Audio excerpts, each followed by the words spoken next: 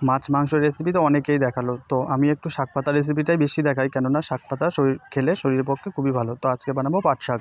পাট শাকগুলো পরিষ্কার করে একদম বেছে নিয়ে ধুয়ে নিয়েছি, ধুয়ে এখানে কেটে নিয়েছি, একদম একটু বড় বড় রেখেছি। আর এদিকে তেল গরম হচ্ছে, ফোড়নে দেবো লাল সর্ষে, চিড়ে রাখা কাঁচা লঙ্কা,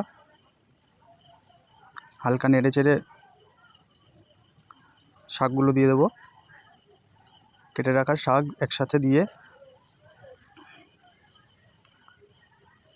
বেশ হালকা হাতে নেড়ে চেড়ে পরিমাণ মতো লবণ,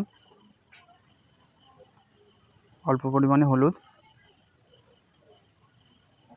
আবারও হালকা হাতে নেড়ে চেড়ে বেশ ভাজা ভাজা করে বানিয়ে নিতে হবে।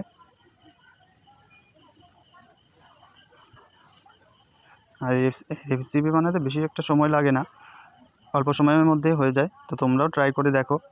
আর খেতে কিন্তু খুবই দারুণ হয়, এত সুন্দর টেস্ট হয় কী বলবো তোমাদের। তবে পাট পাতার শাক কেমন লাগলো অবশ্যই তোমরা জানো।